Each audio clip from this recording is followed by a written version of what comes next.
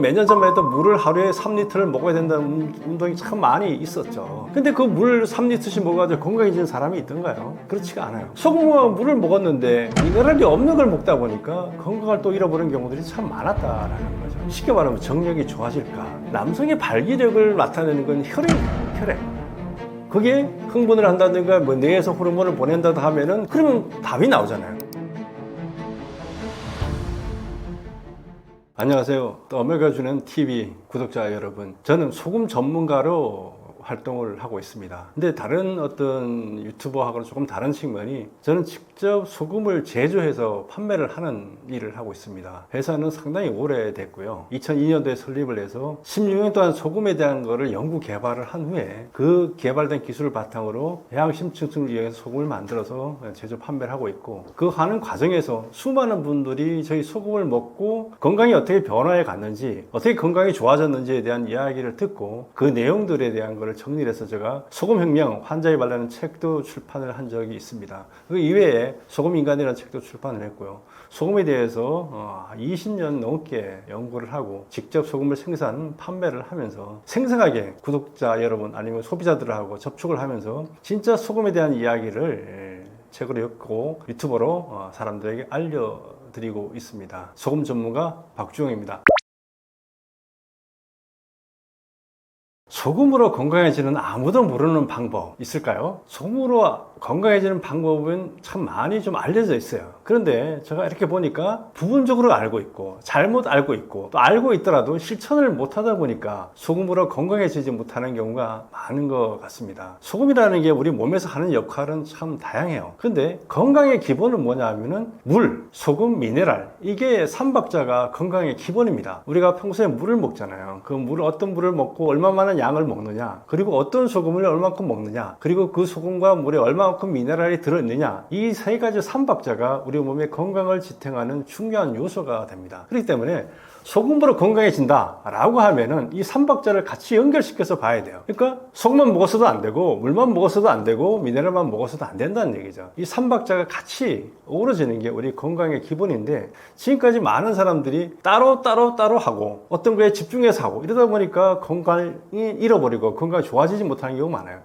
뭐 몇 년 전만 해도 물을 하루에 3리터를 먹어야 된다는 운동이 참 많이 있었죠. 근데 그 물 3리터씩 먹어가지고 건강해지는 사람이 있던가요? 그렇지가 않아요. 물 하루에 3리터씩 먹으면은 건강을 잃어버려요. 반면에 어떤 분들도 소금에 대가지고 소금을 뭐 숟가락으로 퍼먹으라니까 소금에 이렇게 집중하시고 올인하시는 분들이 있는데 그분들 역시 마찬가지예요. 그리고 소금과 물을 먹었는데 미네랄이 없는 걸 먹다 보니까 건강을 또 잃어버리는 경우들이 참 많았다라는 거죠. 근데 여기가 소금이라는 게 뭐냐라는 거를 우리가 사람들이 많이 얘기를 합니다. 소금이라는 게 NaCl을 보고 나트륨이라고 보기도 하고 뭐 짠맛 나는 거를 이렇게 보기도 하는데, 소금은 사실은 바닷물을 졸이면 만들어지는 게 소금이에요. 그리고 여러분이 다 알다시피 이 바닷물 속에는 이 지구상의 모든 미네랄들이 다 녹아서 들어가 있어요. 근데 그 미네랄을 다 살린 소금을 먹으면은 소금 문제와 미네랄 문제 해결돼요. 그리고 여기에다가 적당한 양의 물을 첨가해서 먹으면은 우리 몸의 건강을 지키는 기본 요소들이 다 갖춰진다는 거죠. 물은 우리 몸에서 무슨 역할을 하죠? 우리 몸의 모든 순환을 책임지고 모든 영양분질 운반을 책임져요. 물이 없으면은 우리가 음식도 먹지도 못하지만 먹은 음식이 소화도 안 되고 몸의 혈액을 통해서 운반되지도 않아요. 그리고 소금의 역할은 뭐냐? 그렇게 운반되고 이런 과정을 강화시켜주고 하는 역할을 해요. 예를 들면 음식을 먹었는데 소화된 음식이 장벽을 통과하려고 그러면 소금의 힘이 없으면 이 영양분이 우리 몸에 흡수가 안 돼요. 그리고 그렇게 해서 혈액으로 넘어왔다 해도 이게 세포로 들어가려면 소금의 힘이 있어야지 세포로 넘어가서 활동한다는 거예요. 그리고 우리 위에는 염산이라는 게 있죠. 그것도 소금으로 만들어져요. 그러니까 이 모든 과정에 소금이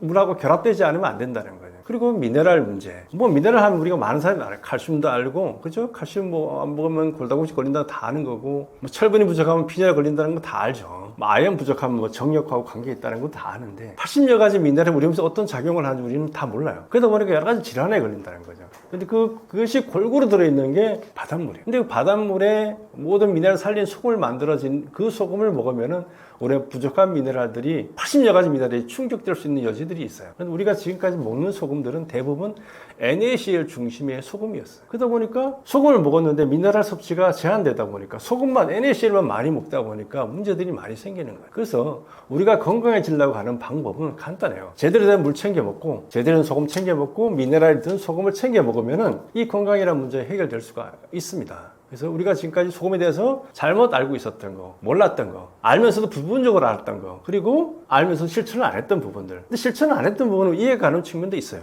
과거에는 그렇게 바다에 모든 미네랄이 들어있는 소금이 없었어요. 그러다 보니까 우리가 소금을 먹었는데 미네랄 충족되지 못하는 이런 측면들이 있었다라는 거죠. 그래서 지금부터는 이제는 이제 그런 소금들도 만들어지고 소금에 대한 지식도 풍부해지니까 이 소금과 물과 미네랄을 잘 챙겨 먹으면 건강이라는 부분에 기본을 만들어 갈 수가 있어요. 그것들을 토대로 한 다음에 그 다음 다른 부분들이 충족돼요. 운동을 한다든가 뭐 다른 음식 영양물질을 먹는다 이런 것들이 다 그 다음 부분이에요. 그 기본 베이스가 안 되면은 건강 아무리 해도 좋아질 수가 없어요. 그래서 여러분이 건강해지려고 그러면은 이 세 가지 삼박자를 기억하시고 그게 충실할 때 건강의 기초가 만들어질 거라고 생각합니다.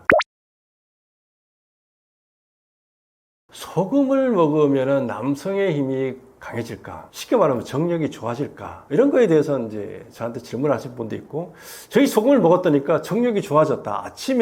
아침이 달라졌다는 얘기를 하시는 분들이 상당히 많이 있습니다. 소금을 먹으면 정력이 좋아질까? 우리가 이 정력이라는 게 도대체 뭘까? 이것도 고민을 해봐야 돼요. 정력이라는 게 단순히 그냥 뭐 발기력만을 뜻하는 건 아닌데, 정력이라는 건 우리 남자들이 갖고 있는 나름대로의 힘일 수도 있고, 여성들에게도 나름대로 그런 힘들이 있을 수가 있는데, 우리 몸의 장기 중에서 자기 멋대로 되지 않는 게 우리 인간의 의지대로 되지 않는 것들이 몇 가지 있어요. 그 중에 대표적인 게 심장이에요. 심장 보고 우리가 심장 끊임없이 운동하잖아요. 뛰잖아요. 근데 심장 보고 우리가 뛰지 마라, 움직이지 마라 할 수가 없어요. 명령해도 듣지도 않아요. 또 하나가 이 남성의 그 상징물이죠. 얘 보고 커져라 작아져라 이런 거를 명령한다고 해서 얘가 되지를 않아요. 명령으로 안 된다고. 우리 인간의 그러니까 운동을 열심히 한다고 해가지고 그게 좋아질 리가 없다는 거예요. 심장도 아무리 운동 열심히 하는 거하고 상관이 없어요. 그 다음에 남성의 그거도 운동을 열심히 한다고 해도 그게 근육이 좋아져가지고 된다 이런 게 없어요. 남성의 발기력을 나타내는 건 혈액이에요. 혈액. 그게 흥분을 한다든가 뭐 뇌에서 호르몬을 보낸다고 하면은 거기를 혈액이 집중해서 몰려가지고 발기라는 상상이 일어나는 거예요. 그러면 답이 나오잖아요. 그 혈액이라는 게 제대로 만들어져서 풍성할 때, 그리고 그게 뒷받침된 호르몬의 작용들이 제대로 될 때 이 문제가 해결될 수 있다는 거죠. 그럼 혈액이라는 게 도대체 어떻게 하면 좋아질 것인가 라는 부분도 우리가 다 알고 있어요. 혈액이라는 건 소금하고 관계가 있잖아요. 우리가 혈액도 0.9%의 소금물이에요. 그래서 소금이라는 부분이 제대로 들어가 있을 때 혈액이라는 부분이 맑고 깨끗해지고 그래요. 근데 혈액이라는 거 우리가 잘못 알고 있는데 그게 소금만 있는 게 아니에요. 혈액이라는 게 뭐냐 그러면 혈액이 하는 역할이 뭐냐 하면은 크게 두 가지로 나눠져요. 하나는 우리 몸 세포에다가 산소를 공급하는 역할을 해요. 혈액이 붉은 이유가 헤모글로빈 때문에 이제 그렇잖아요. 헤모글로빈이 거기에 있는 철 분자하고 그 다음에 산소 분자가 결합돼서 산소가 붙으면 우리가 철이 녹슨다고 하잖아요. 이게 녹슨 붉어지는데 철 분자하고 이 산소 분자 결합되면은 이제 붉은색을 떼요. 그게 이제 적혈구죠. 거기에 가서 우리 몸에 가까이 가서 산소를 전달을 해요. 또 하나는 영양물질을 공급하는 거예요. 영양물질이라는 게 물론 단백질도 있고 당도 있지만은 미네랄이에요. 우리 몸의 각 세포에는 다양한 수많은 미네랄들이 필요한데 이 미네랄들을 제대로 전달해주는 역할을 혈액이 해요. 그러면 결국은 혈액 속에 영양물질도 있어야 되고 소금도 있어야 되고 다양한 미네랄도 있어야 되고 풍족한 물도 있어야 돼요. 이것이 있을 때 혈액이라는 부분이 풍성하게 만들어지고 깨끗해지고 제대로 돌아가고 그렇게 돼요. 그리고 혈액은 또 뭐죠? 우리 몸에서 발생한 여러 독소 물질들을 배출하는 역할을 하는 통로잖아요. 그죠? 그런 부분이 제대로 될 때 우리가 혈액이 깨끗하게 풍성해져요. 그래야지만 남성이라고 하는 부분도 그 혈액이 가야 되는 부분인데 혈액이 제대로 힘이 없거나 양이 적거나 불안하거나 이러면 제대로 못 가게 되는 부분이 있어요. 그 다음에 또 하나가 이제 호르몬이죠. 우리 뇌에서 뭐 여성을 보면 흥분한다 여러 가지 부분에서 뇌에서 이제 호르몬의 역할을 통해서 이제 명령을 해야지 얘가 이제 할 거 아니에요. 그러면 그 호르몬의 구성 인자들이 뭐가 될까라는 것도 마찬가지예요. 호르몬도 마찬가지예요. 거기에는 미네랄의 부분이 뒷받침돼 줘야 돼요. 그 다음에 이제 뭐 전립선 이런 부분도 얘기하죠. 전립선에 우리가 많은 분들이 이제 아연이라는 걸 얘기를 해요. 아연이란 미네랄이죠. 그게 이제 있어줘야지만 전립선 남성의 정자나 이런 걸 만들 수가 있는 부분이에요. 그리고 정자 자체도 우리가 이제 고민해 볼 필요 있어요. 정자가 그냥 단순히 그냥 운동하는 어떤 세포 물질이 아니라 그게 하나의 생명체예요. 모든 생명체는 움직이려고 그러면은 그게 정기적인 신호를 만들어내는 여러 가지 그것이 미네랄들이 필요해요. 그런 것들이 충족이 안 되면 이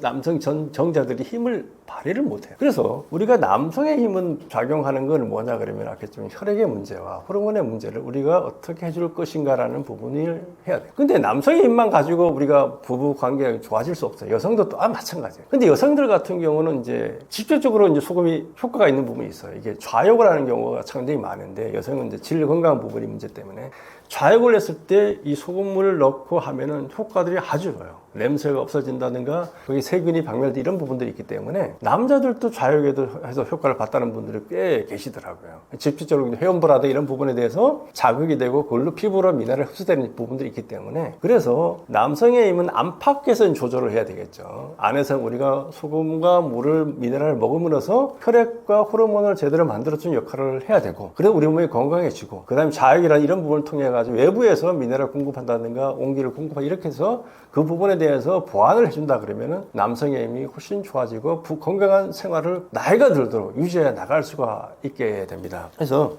이 소금과 미네랄은 생명의 기본이에요. 그죠? 근데 우리가 이제 정력이라는 부분은 우리가 혈액이라는 부분도 있지만 그 속에 있는 정자 같은 경우도 생명의 출발점이잖아요. 나중에 이제 2세가 되고 이렇게 되는 부분이기 때문에 그게 출발점을 바로 만들어주는 게 소금과 미네랄이고 물이에요. 그렇기 때문에 우리가 어떤 소금을 어떻게 챙겨 먹느냐가 남성의 행동하고 관계가 있어요. 한번 드셔보시면은 물에 타서 이렇게 꾸준히 드셔보시면 아침이 달라지는 걸 분명히 느낄 수가 있어요. 한번 해보시기 바랍니다. 그러면 이제 구체적으로 우리가 남성의 힘을 강화한 소금 활용법, 소금을 어떻게 먹어야 되느냐 이런 문제 우리가 좀 고민을 해볼 필요가 있어요. 근데 제가 뭐 다른 곳에도 얘기했지만은 소금과 물과 미네랄 이게 삼박자가 같이 가야 된다라고 얘기를 했잖아요. 그렇기 때문에 이게 같이 먹는 게 중요해요. 근데 우리나라 사람은 전통적으로 소금물을 이제 많이 먹었어요. 우리가 이제 물에서 그냥 타서 먹는 게 아니라 국이라는 거 먹잖아요. 서양에는 이제 국이라는 개념이 없어요. 스프 정도가 있는데 국하고 우리나라 국하고 달라요. 그 다음에 이제 찌개나 이런 것도 서양에는 없잖아요. 그죠? 우리나라는 전통적으로 소금물을 많이 먹었어요. 국도 먹고 찌개도 먹고 그게 다 짠 어떤 성분들이고 그 다음에 된장, 짜죠. 된장이 그 염도가 제일 높아요. 간장과 액젓과 된장이 있는데, 물론 액젓이 한 23% 정도 있는데, 된장은 20% 이상이 되고, 간장은 17%의 염도를 가져요. 된장 되게 높은 거죠. 이걸 넣어가지고 이제 된장 찌개부터 다 넣잖아요. 그러기 때문에 우리가 일반적으로 소금을 꽤 많이 먹고, 전통적으로 많이 먹었어요. 그런데 이제 뭐 몇 년 전부터 이제 저염 뭐 이렇게 하면서 국물도 먹지 마라, 된장도 뭐 저염 된장 이렇게 나오고 뭐 이런 부분에 가다 보니까 우리의 소금 섭취가 많이 줄어들었어요. 그러다 보니까 이제 건강을 잃어버린 분들도 의외로 많이 생겼고, 그 다음에 이제 건강을 위해서 뭐 채식을 해야 된다 이런 부분을 얘기하시는 분들이 많은데 채식도 상당히 좋죠. 근데 채식을 할 때 이제 문제점이 있어요. 채식은 야채를 먹는다는 얘기잖아요. 거기에는 이제 그 채식을 하면서 된장과 찌개를 같이 먹는 이런 경우가 없어요. 그렇기 때문에 채식의 주 미네랄이 뭐냐면 칼륨이라는 미네랄이 들어와요. 근데 나트륨은 소금을 먹어야 되는데 이게 없다 보니까 칼륨만 많아지는 현상에 의해서 고칼륨 혈증이라든가 몸에 칼륨이 많이 쌓이는 문제들이 생기는 경우가 많아요. 근데 칼륨이라는 애를 몸에 빼주려고 그러면 이제 나트륨이라는 애가 동반이 되어야 자기가 빠져나가는데 미네랄 편중이 일어나서 우리가 건강을 잃게 되는 부분들도 참 많이 있게 된다는 거죠. 그래서 우리가 건강해지려면 소금물을 활용하는 부분에서 소금물을 먹어야 돼요. 물론 찌개나 국도 먹어야 되지만은 우리가 여분으로 물에다 타서 우리가 또 물을 흡수해 줘야 되니까 그래서 하루에 기본적으로 한 1리터 정도 이상을 드시는 게 좋아요.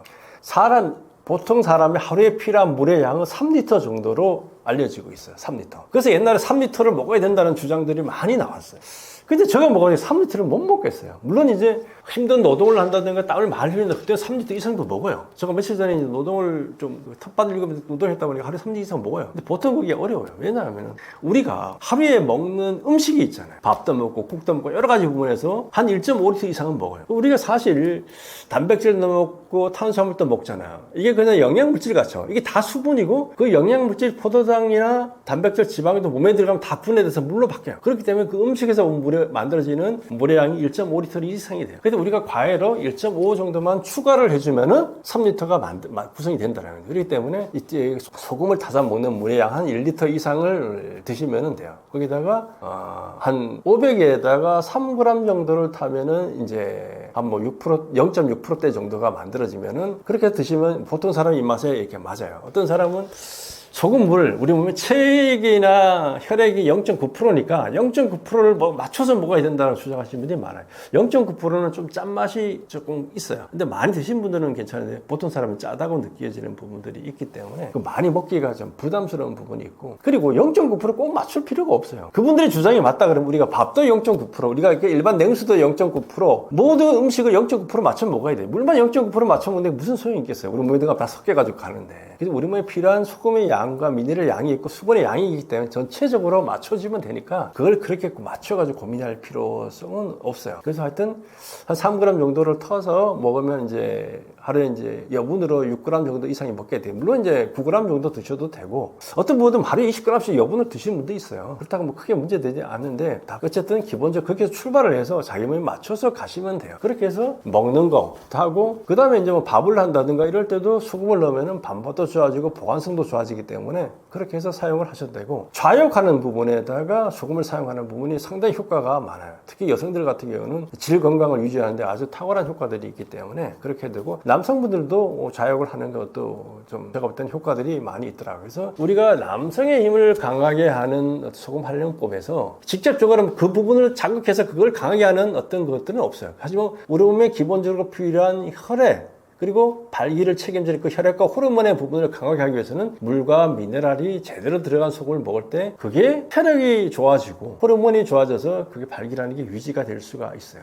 발기는 아꼈지만 근육이 아니에요. 혈액이에요. 그렇기 때문에 우리가 혈액의 건강을 어떻게 할 것인가에다가 집중을 하면 그 부분들이 좋아질 수 있기 때문에 우리 소금 활용법은 마시는 거, 그 다음에 자욕 이런 부분에다가 집중을 해서 하시면 건강의 효과 달라지는 것을 느낄 수가 있을 겁니다. 소금 종류 많죠. 우리나라는 사실 이거 그렇게 많지 않아요. 일본 같은 경우는 한 4,500가지 정도가 돼요. 그래서 일본은 메이저 7개 회사가 정제음 방식으로 만들고 나머지는 지방의 그 마을마다 독특한 소금들을 수시 만들어내요. 그래서 한 4,500가지 브랜드의 소금들이 나와 있어요. 우리나라는 이제 소금이라는 게 물론 이제 만드는 회사는 꽤 많은데 몇 개를 한정이 되어 있지 않아요.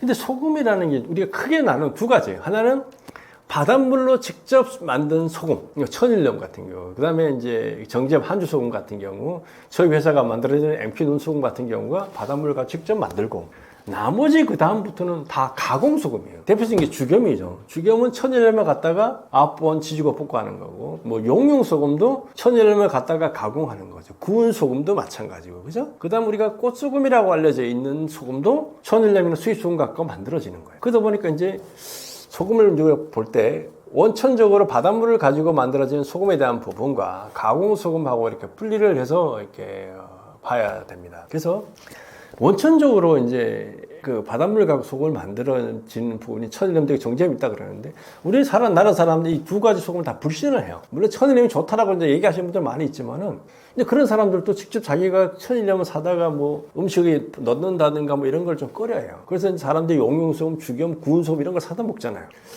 대표적인 게 이제 주겸이에요. 주겸 같은 경우는 이제 얘기가 뭐냐면 왜 주겸을 만드냐. 천일염이 좋으면 천일염 쓰면 되는데 가공한다는 얘기는 더 좋게 만들려고 하는 거잖아요. 그럼 주겸에 어떤 문제가 있다라고 이제 사람들이 판단하는 거예요. 그럼 주겸의 사람들은 천일염의 문제를 뭐라고 하냐면 일단 지저분하고 오염물질이 많으니까 고열을 가공해서 태워서 없애면은 불순물이 제거되니까 좋은 소금이 될 거다라는 얘기가 하고 또 하나는 그 9번을 그렇게 하는 과정에서 미네랄이 증가한다는 얘기를 해요. 천일염 미네랄이 별로 없다. 그러니까 이걸 하면은 우리 미네랄이 많아지는 소금이 된다. 이게 이제 주겸의 입장이에요. 근데 용융소금 하시는 분들은 천일염 미네랄은 별로 없다. 근데 우리는 그런데 지저분하니까 우리가 좀 더 깨끗한 소금을 만들겠다라는 게 용융소금의 입장이에요. 그리고 천일염의 미네랄 자체가 적고 소금을 통해서 미네랄을 섭취한다는 거는 별 의미가 없으니까 이 그냥 나트륨 중심의 깨끗한 소금을 먹는 것이 좋다라는 게 이제 용융소금의 입장이에요. 그럼 우리가 이제 그걸 한번 좀 따져보자는 거죠. 자, 천일염은 이제 일반 바닷물로 만드니까 오염 물질이 있을 수가 있어. 우리가 바다가 지금 해양 오염이 많이 이루어지고 있으니까 뭐 그럴 수는 있겠죠, 그죠? 그다음에 표층 바닷물도 많이 오염돼 있어요. 그걸 갖고 소금을 만들었으니까 그런 게 들어갈 수 있죠. 미세 플라스틱도 있고 황사 뭐 이런 거 들어갈 수 있잖아요, 그죠? 그러면은 9번을 굽는 과정에서는 그게 고열을 통해서 해결된다라고 주장하는데 해결되는 부분이 있을 수는 있겠죠. 근데 제가 볼 때는 해결되는 거 이상으로 더 많이 들어가요. 주겸 만들 때 보면은 대나무 넣고 태우잖아요, 그죠? 대나무 넣고 태우면 제가 어디로 가겠어요? 물론 털어내지만 제 성분도 들어갈 것이고 황토흙으로 막다 보니까 황토흙 성분도 들어가고 그죠? 마지막에 송진가루를 넣어가지고 가다 보면 송진가루도 들어갈 것이고, 그 다음에 쇠로에서 하는데 쇠로도 녹다 보니까 그의 성분도 들어가고 이런 부분이 들어가요. 그러니까 의외로 빠져나가는 거, 제거되는 거 이상으로 들어가는 부분이 많다 보니까 깨끗해지는 부분에서는 퀘스천 마크를 갖는 분이 많아요. 녹여보면 불순물이 가라앉는 게 많으니까 그런 부분도 있고. 그리고 미네랄이 증가한다는 얘기를 하는데, 하나님이 아니죠. 신이 아닌 이상 미네랄은 인간이 못 만들어요. 열을 가한다고 미네랄 생기면 얼마나 좋겠습니까? 금을 열을 가한다고 생기면 떼부자 되게요. 미네랄은 열을 가한다고 생기는 물질이 아니에요. 그렇기 때문에 그건 논리적으로 안 맞는 거고.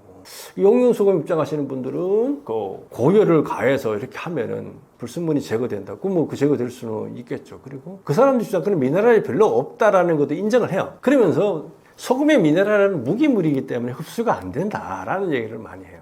그래서 이제 그 사람들 얘기는 얽힌 맞는 것 같아요. 소금의 무기물이 맞으니까. 그러면은 제가 이제 그분한테 딱 질문 한마디 하면 그 사람 아무 말도 못해요. 나트륨은 무기물입니까? 유기물입니까? 당연히 무기물이죠. 근데 그 사람은 나트륨을 먹으라 그러잖아요. 소금을 먹으라 하잖아요. 소금 먹으면 흡수된다는 얘기 아니에요. 그러면 다른 미네랄은 왜 흡수가 안 된다는 거에 대한 답을 못해요. 미네랄이 흡수가 안 되고 되냐 안 되냐의 문제는 이온화 되느냐 안 되느냐 결정하는 거지. 얘가 어떠냐요? 우리가 돌덩어리 속에 보면 칼슘도 있고 마그네슘이 많아요. 근데 우리가 돌을 못 먹잖아요. 조개 껍질은 다 칼슘이에요. 우리가 그거 씹으면 먹을 수 없잖아요. 그죠? 이온화 되느냐 안 되느냐 문제를 가지고 결정하는 부분이기 때문에, 그래서 우리가 소금 종류가 참 많은데 어떤 걸 먹어야 될 것인가라는 부분에서는 깨끗한가라는 부분과 미네랄이 얼마만큼 제대로 들어있는가라는 부분에 대해서 우리가 중심을 가지고 소금을 봐야 돼요. 그리고 이제 그다음부터 맛이라는 부분도 이제 고민을 해봐야 되겠죠. 그래서 소금에, 근데 우리가 불행하게도 소금은 성분 표시를 공개 안 해도 돼요. 그러다 보니까 소금 바깥에 딱 보면은 염도 얼마 정도밖에 표기가 안 돼요. 근데 그 염도도 믿을 수 있는 게 아니에요.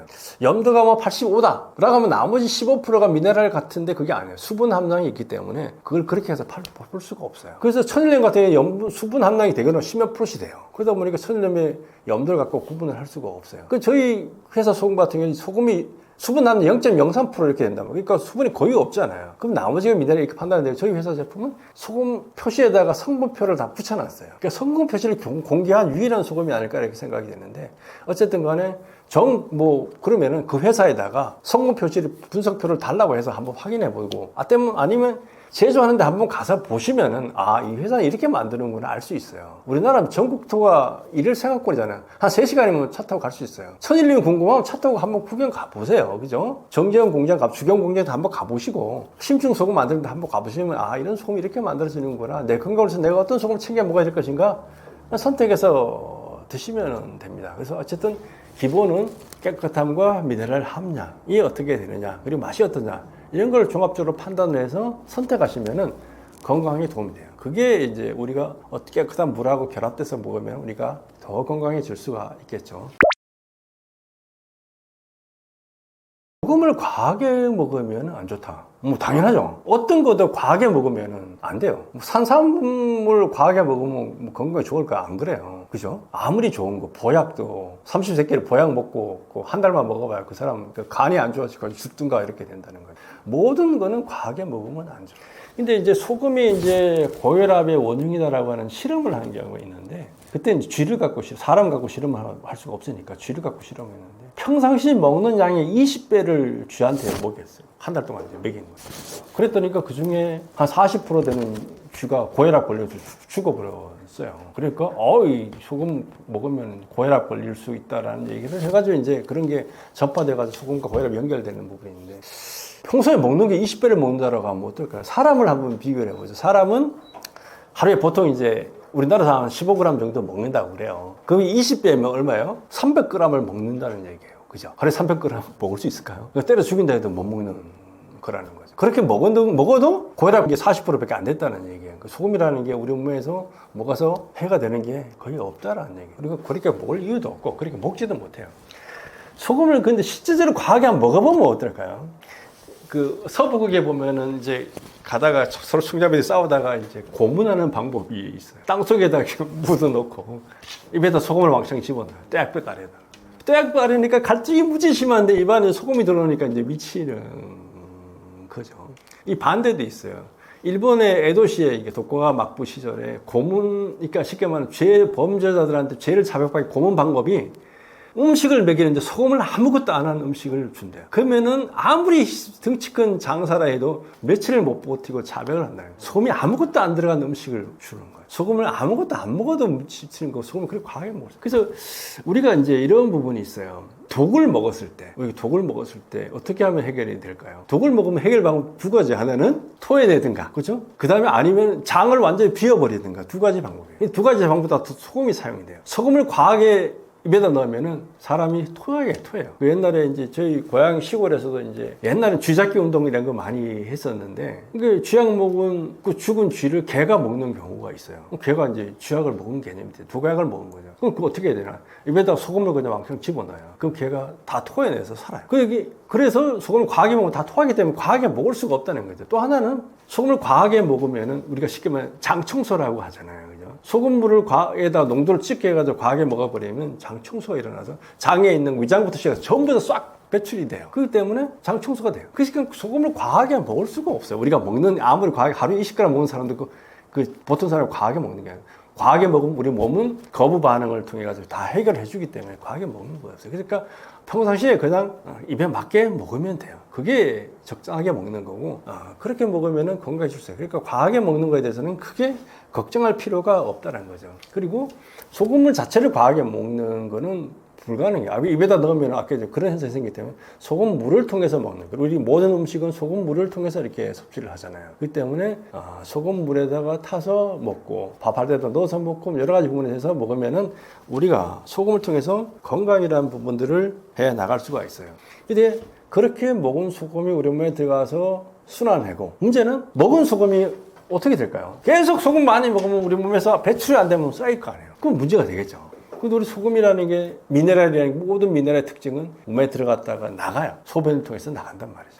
그런데 여기다가 장치를 하나 걸어놨어요. 소금 속에 들어있는 80여 가지 미네랄이 그냥 지기들끼리 알아서 나가면 좋은데, 그렇게 나가면 이제 몸의 균형이 깨지니까 전부 다 짝을 통해서 나가게 돼 있어요. 짝지가. 그래서 아까 칼륨이 나가려고 그래도 나트륨이 있어야 되고, 나트륨이 나가려고 그래도 칼륨이 있어야 나가요. 그래서 우리가 짜게 먹으면 밤에 얼굴이 이렇게 붓잖아요.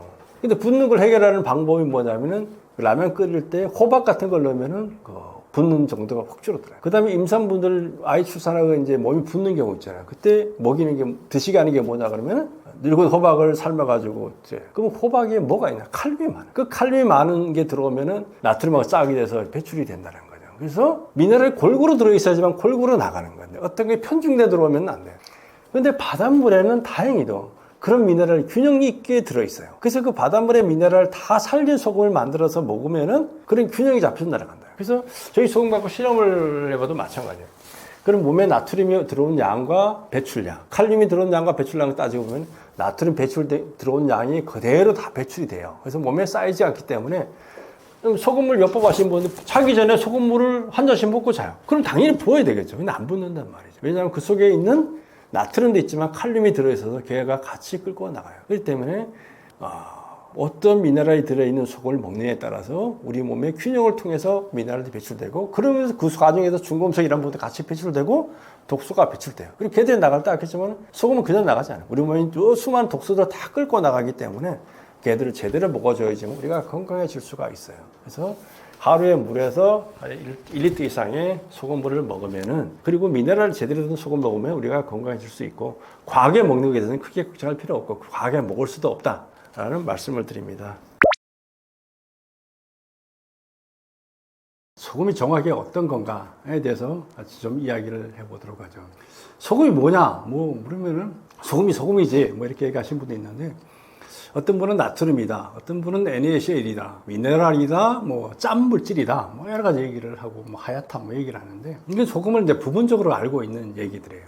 성경에 보면 마태복음 5장 13절, 10에서 15절을 보면은 짠맛을 잃은 소금에 대한 이야기가 나와요. 소금이 짠맛을 잃으면은 길가에 버려져 가서 사람들이 밟히는 정도다, 이런 얘기를 마태복음에 나와 있는데, 짠맛이 없는 소금이 있을까? 이런 생각을 좀 해볼 필요가 있어요. 어떤 분은 그거 갖고 그런 소금이 오래 놔두면 그렇다라는 얘기를 하는데, 그건 틀린 정보예요. 소금은 아무리 오래 놔둬도 소금이에요. 암염이 수억 년 전에 묻혀 있는 것도 그냥 소금이잖아요. 그죠? 그럼 짠맛을 잃은 소금은 가능할까? 있어요. 특히 특징이 뭐냐면 그 사해, 이스라엘 그 예수가 활동했던 그 시기는 사해 바닷물인데요.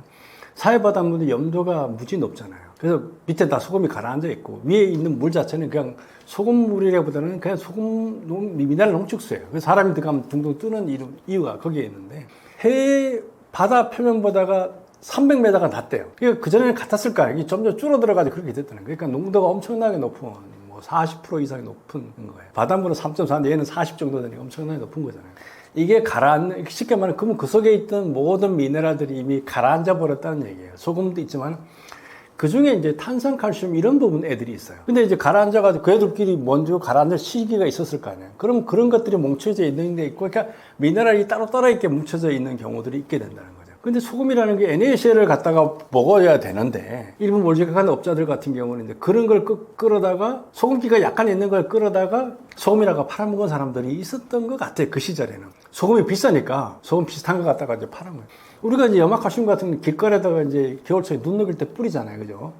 그런 식의 계통에 그런 것들도 다 염으로 불려요. 우리가 칼슘염, 탄산염 이렇게 염으로 불리기 때문에 일종의 소금과 비슷한 것일 수가 있는데 그런 것들을 가지고 소금이라고 팔아먹었기 때문에 그런 짠맛이 없는 소금이라고 얘기하지 않았을까라는 얘기를 하는데 이제 과학적으로 우리가 짠맛의 기원이 어딜까라는 이제 연구하는 게 있어요. NaCl, 소금은 짜잖아요. 그죠? 자, 그러면은 NaCl 액시가 나트륨 이온하고 염소 이온이 결합된 게 이제 염화나트륨 소금인데 그럼 그 짠맛은 나트륨에서 왔을까? 염소에서 왔을까? 제가 연구하시는 분들이 있어요.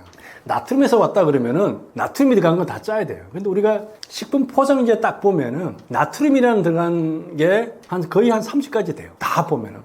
뭐 인식 향상 나트륨, 뭐 무슨 나트륨, 탄산 나트륨, 수산화, 나트륨 등이 많아요. 이 나트륨이 결합되면 물질이 안정화되니까 어떤 성분을 넣으려고 그러면 다 게다 붙여갖고 넣기 때문에 식품 포장지에 보면은 그 나트륨이라는 단어 들어간 게 꽤 많아요. 근데 걔들이 짠맛이 나는 애가 아니란 말이죠. MSG라고 우리가 얘기하는 거 있잖아요. 그것도 소금이에요. 40%. 모노소디움, 글루타민산 이렇게 돼요. 소디움이 그다음에는 나트륨이에요. 그러니까 글루타민산 나트륨이라고 읽는단 말이에요. 그런데 그거 짜지 않잖아요. 그죠? 그럼 염소에서 왔느냐? 그럼 염소가 들어가지. 염화칼슘부터 뭐 염화나트륨 이게 염소가 왔느냐? 그렇지도 않아요. 근데 학자에서 뭐 나트륨 쪽으로 기르긴 하는데 염소 이온이 들어간 것 중에 짠 게 있어요.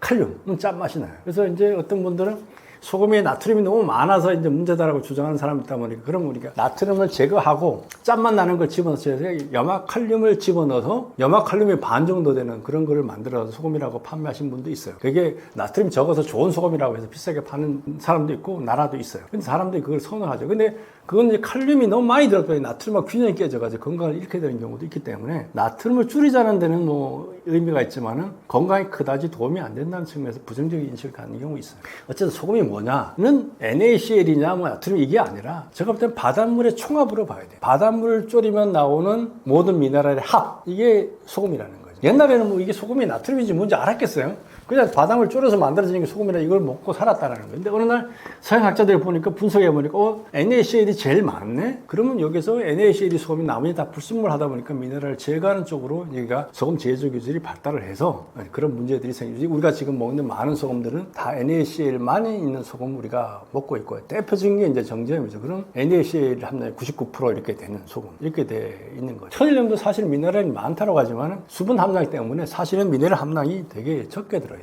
왜냐하면 만드는 과정을 보면 우리가 바닷물에 있는 미네랄을 다 살리지 않고 만들어요. 천일염도 보면은 이 다단을 거친다고 그랬잖아요. 그리고 결정지라고 우리가 장판에 그러니까 TV 화면에서 많이 보여지는데 소금 끓여 모으는데 보면은 그때 올 때까지 한 26%가 돼요. 3.4가. 그게 농도가 높아질수록 그 속에 있는 미네랄 어떤 미네랄은 다 이미 결정화된다는 거죠. 그리고 26% 지나면 이제 소금이 NaCl이 결정화되는데 그럼 갈자가 가라. 그리고 소금을 끓여 모으다 보면 바닥에 그대로 남아있는 물들이 있죠. 밀려가는 물들. 그 물 속에는 마그네슘이라든가 칼륨이라 이런 애들이 아직도 그대로 녹아있어요. 근데 우리가 그걸 다 버려요. 그리고 그렇게 건져 올린 소금마저도 우리가 또 간수 뺀다고 해가지고 또 빼요. 근데 간수가 나쁜 거냐? 간수는 마그네슘이 주성분의 액체예요. 식약청에서 우리가 그걸 먹도록 돼 있단 말이에요. 근데 그 마그네슘이 왜 그걸 깍지까지 빼려고 그러냐? 마그네슘 무지 쓴맛이 나기 때문에 그걸 빼려고 그러는 거예요. 그래놓고 나빠서 뺀 것처럼 얘기하는데 우리는 약국에 마그밀이라는 해도 우리가 수많은 약품에 마그네슘 많이 들어가요. 마그네슘 우리가 꼭 필요하고 우리 몸에 300가지 효소를 만들어낸 애가 개고 중요한 역할을 해요. 심장 질환을 예방하는 애도 마그네슘 때문에 그러니까 마그네슘 꼭 먹어야 되는데 그걸 다 제거를 해버린다는 거예요. 그래서 결국은 NAC만 남겨놓은 부분인데 우리가 소금은 바닷물의 총합을 알게 되면 바닷물의 모든 미네랄 80여 가지 미네랄이 다 살아있는 소금을 만들어 먹어야 된다라는 거고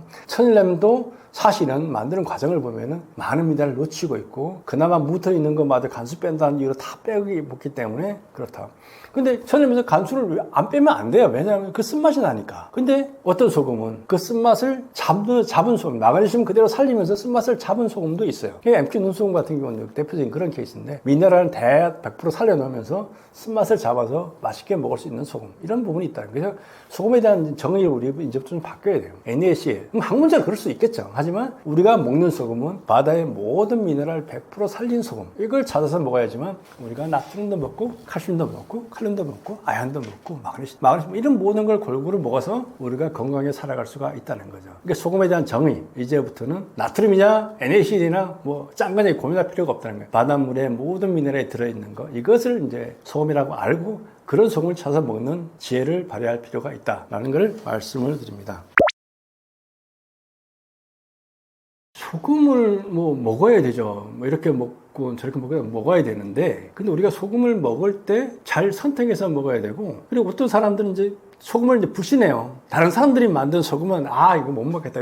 이 사람들 저 사람 마트리다 보니까 내가 만들어 먹어야지 이런 분들도 계세요. 근데 이제 내가 만들어 먹는 사람이 바닷가에 가서 자기가 직접 소금을 만들어서 먹는 분들은 그건 안 돼요. 그렇게 해서 뭐 만들 수는 뭐 바닷물 끓여가지고 소금 만들겠지만 그렇게 만들어 갖고는 경제성도 안 나고 힘도 들고 그래서 결국은 대부분 사람들이 천일염을 갖다가 가공해서 이제 자기만의 소금을 만들어 먹는 분들도 꽤 많아요. 어떤 분들은 그냥 단순히 열을 척해서 볶은 소금 만들어 먹는 경우도 있고 거기다가 이제 좋다라는 걸 다 집어넣어가지고 자기만의 레시피대로 만든 소금 만들어 드시는 분들도 있고 그래요. 근데 그렇게 만들 때 제일 중요한 부분은 소금은 그렇게 고온의 열을 가열하면 가스 성분들이 나와요. 그렇기 때문에 그걸 만들 때 환기를 철저히 하고 야외에서 하시든가 이렇게 해서 만들어야 돼요. 그렇지 않으면 거기서 나오는 가스를 자기가 흡수하게 되면 건강에 해로워요. 그래서 소금 공장 같은 경우는 가스들이 나오기 때문에 다 배출하는 이제 배출 시설들을 다 해가지고 합니다. 그런 것들을 자기만의 소금을 만들고 싶다 그러면 좋아요. 하지만 그걸 가공할 때는 거기에 나오는 가스들이 나오니까 거기에 대해서 중요를 해서 예전에 보면 그런 걸 몰라가지고 그 가스 그냥 마시면 더 팩팩 하면서 이렇게 하시는 분들이 있는데 그럴 필요가 없다라는 얘기고 요즘 가공 소금도 많이 나온 게 있으니 그거 드셔도 되고요. 어쨌든 문제는 뭐냐면 소금을 선택할 때 이 소금이 얼마나 깨끗한가라는 부분도 보셔야 되고 미네랄이 얼만큼 살아있느냐 제대로 들어있느냐도 보셔야 돼요. 그걸 통해서 내가 먹는 소금의 양을 소금을 결정해야 된다라는 거죠. 근데 다들 자기 소금이 좋다고 하죠. 그죠? 소금 만드는 사람 참 많은데 다들 만나면 자기 소금 좋다고 해요. 저희 회사도 한 달에 한 두 달에 한 명 정도는 소금 제조를 하겠다는 분이 찾아와요. 자기가 이런 소금 제조 기술을 갖고 있는데 내가 자기 소금 사업을 하려고 그러니까 좀 도와달라든가 한번 견학을 오겠다든가 보고 싶다든가 이러면 사업이 되겠냐든 이런 물으러 오시는 분들 많고 자기가 이렇게 소금 만들었는데 이 소금이 어떤가 평가를 해달라고 오시는 분들도 있고 다양해요. 우리나라에서 이제 소금을 직접 만들어보고 연구하고 소금 설비도 해보고 이런 사람들이 우리나라에는 별로 없거든요. 그러다 보니까 다 이제 저를 찾아와서 물어보는 해외에서도 연락 오는 분도 많아요.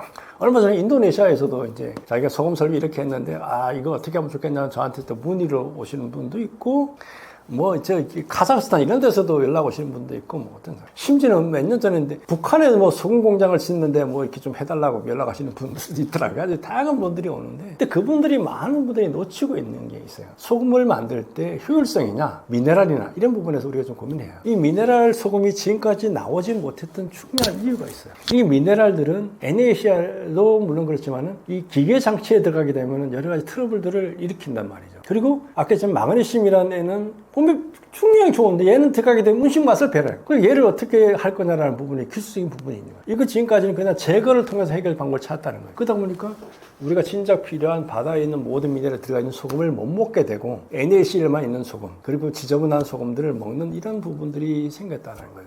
그래서 우리가 소금에 대한 걸 정확하게 연구를 할 필요가 있어요. 그래서 전 세계 나라들 보면 그 나라들만의 소금들이 좀 달라요. 일본 같은 경우가 우리가 일본을 많이 쫓아가고 있는데 일본 같은 경우는 천일염이 잘 안 되는 나라잖아요. 일본은 전통적으로 습해요. 태풍도 많이 와요. 그러다 보니까 그 다음에 천일 염전할 수 있는 갯벌도 별로 없어요. 그러니까 염전 시설이 안 돼요. 그래서 이 일본 애들이 우리나라 조선을 이제 침략해서 집어먹고 만주로 갔잖아요. 그때 만주 침략하고 러일선 청년전 하면서 이제 엄청나게 그 다음에 공업을 하는 소금이 필요해요. 근데 자기 나라에는 소금이 제대로 생산이 안 돼. 그럼 어떻게 할 거냐. 한국에다가 이제 조선에다가 이제 소금을 생산해야 되는데 조선에 와보니 그때 우리 한국은 자염이라면 끓여서 만든 소금을 만들게 돼. 이게 채산성이나 이게 양은 안 되는 거예요. 근데 일본이 청일전쟁 이렇게 해가지고 대만을 뺐었단 말이에요. 그 대만에 가보니까 염전이 있는 거예요. 아, 이거다 해서 그걸 한국에다 이식을 시켜요. 그게 1909년 주한 염전에다가 이제 처음 시범설을 만들어가지고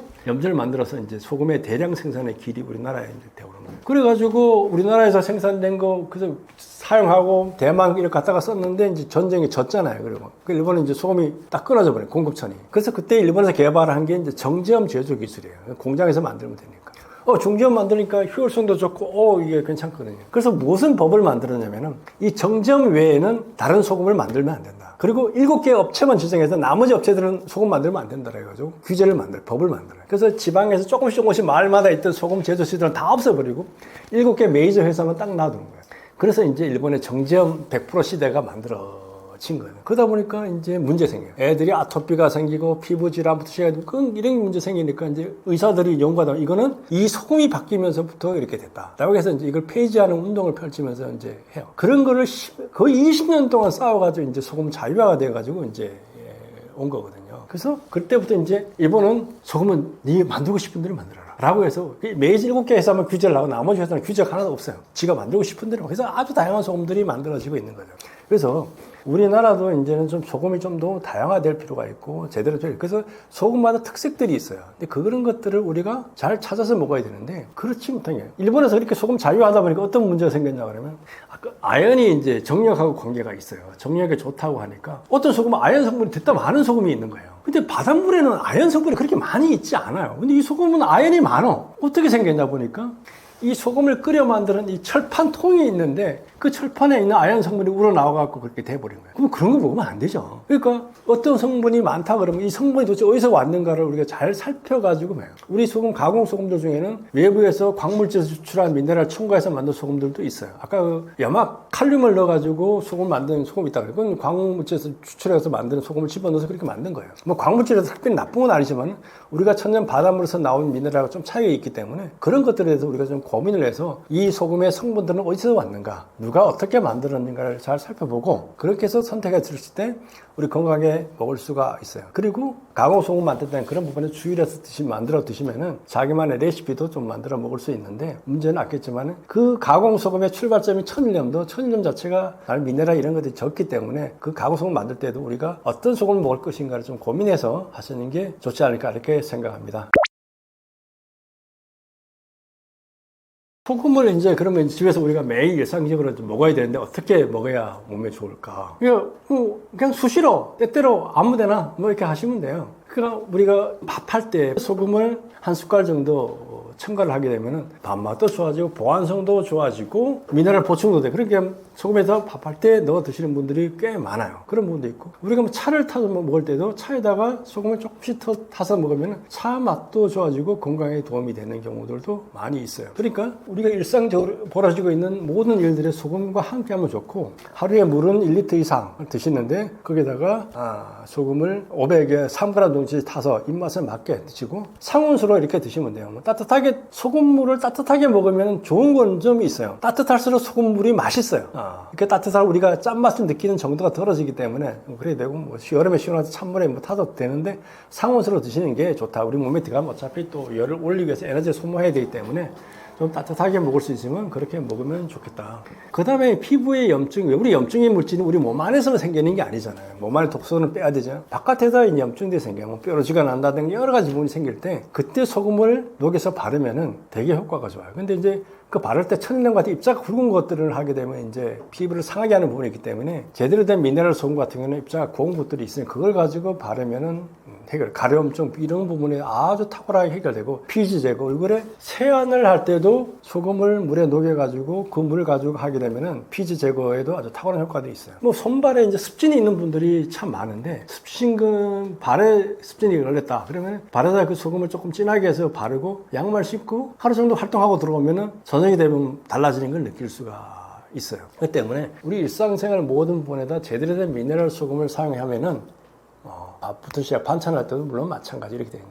물론 근데 국할 때는 넣어보니까 저희 이 소금 같은 게 염도가 낮다 보니까 이 간 조절이 참 어려운 부분들이 있는데 다른 거를 할 때는 아주 탁월한 효과 맛이 있어요. 그러니까 고기에 구워 먹을 때 찍어 먹거나 뭐 여러 가지 하면 아주 환상적인 맛을 낸다라고 하고 그 다음에 물에 타 먹을 때도 그런 부분이기 때문에 우리가 어떻게 해서 먹을 것인가는 우리가 일상적으로 부딪히는 모든 부분에 사용하면은 좋고 좌욕 하는 경우에도 아주 탁월한 효과들이 있습니다. 그러니까 특히 여성분들 부인병이라고 할 수도 이렇게 뭐 냄새 난다든가 이런 부분이 있잖아. 질 쪽에 이런 부분에서는 탁월한 효과들이 있으니까 그런 곳에도 사용을 해도 좋겠다. 그래서 집에서는 먹는 것 플러스 바르는 거 이렇게 아이가 가렵다고 할 때 몇 개 해서 피부에 스프레이식으로 뿌려주면은 가려움증도 못 쳐지고 피부에 보습 효과도 되기 때문에 그런 부분들이 효과가 날 수가 있습니다. 그래서 일상적으로 가까이에 미네랄 소금을 곁에 두고 활용하시면은 건강한 삶, 나날을 꾸려갈 수가 있을 겁니다.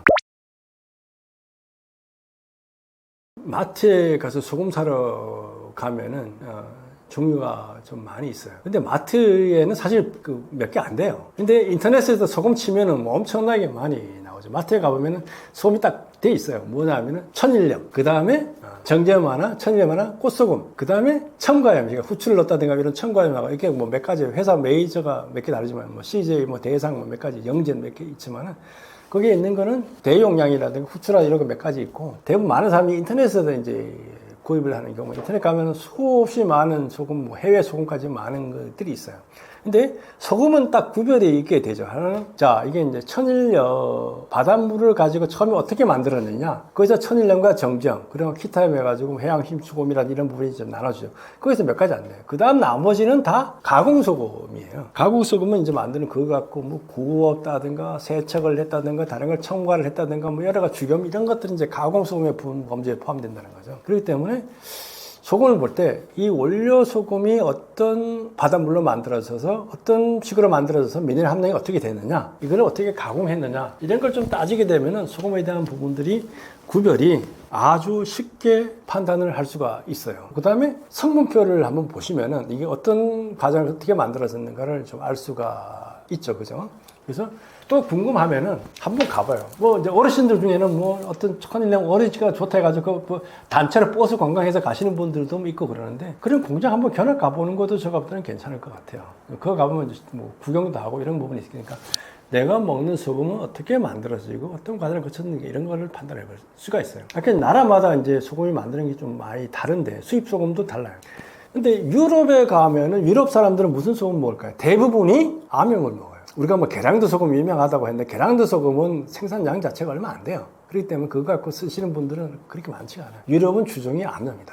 근데 그 암염은 우리가 흔히 아는 히말라야 핑크솔트 같은 이런 암염이 아니에요. 땅속에서 캐내는데 그냥 옛날에는 괭이 들고 가서 캐냈는데 이게 아니고 지금은 거대한 암염층에다가 고압의 물을 쏴 넣어가지고 그 물이 수키를 곧 빠져가지고 다시 올라올 때는 이 암염의 소금을 다 녹여가지고 올라오는 농축수가 올라오는 거예요. 이 물을 가지고 불순물을 다 가라앉힌 다음에 다시 증발시켜가지고 결정화시켜서 만든 소금이에요. 불순물을 다 제거한 깨끗한 소금이에요. 문제는 단점은 이제 미네랄이 하나도 없다는 거죠. 그래서 그렇게 만든 소금이 유럽 사람들, 미국 사람들이 다 먹는 소금이에요. 그리고 거기다가 기본적으로 요오드를 다 첨가를 기본적으로 하도록 이렇게 돼 있어요.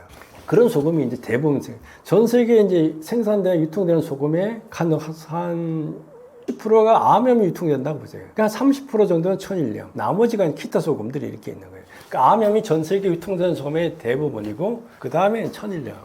천일염은 우리가 어디서 많이 생산될까 하면 사람들이 뭐 중국 뭐 얘기하는데 천일염 제일 많이 생산되는 거가 멕시코, 그 다음에 호주예요. 멕시코, 호주 하면 떠오르는 거 사막, 기후, 건조 그잖아요. 거기에는 염전 하나가 우리나라의 그 염전이라는 게 잽이 안 되는 거예요. 한 염전에서 거의 1000만 톤씩 만들어요.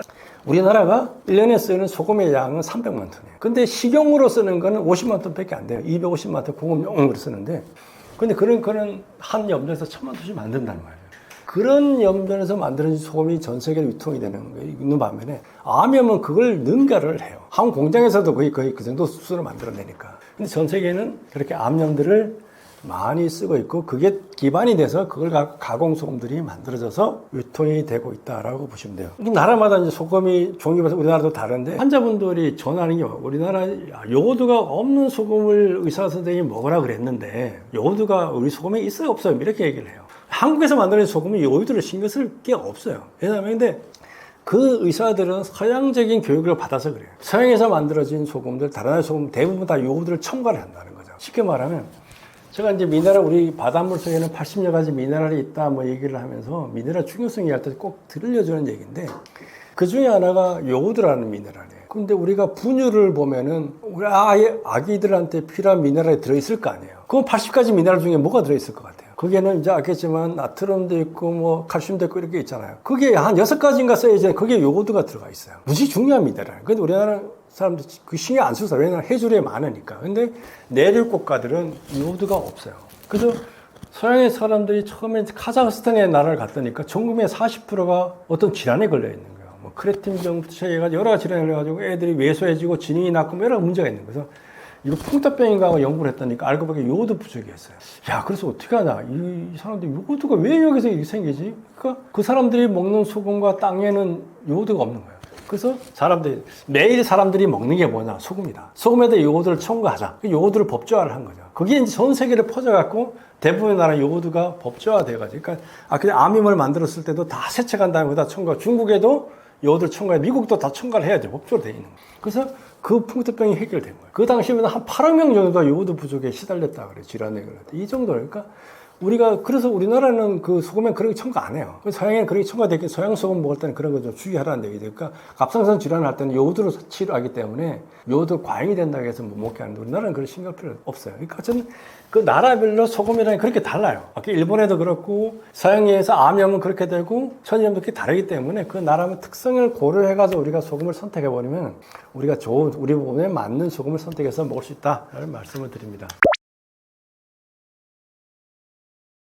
삼성그룹 이건희 회장님 이제 돌아가셨죠. 그분하고 저희 회사 소금하고 좀 인연이 있습니다.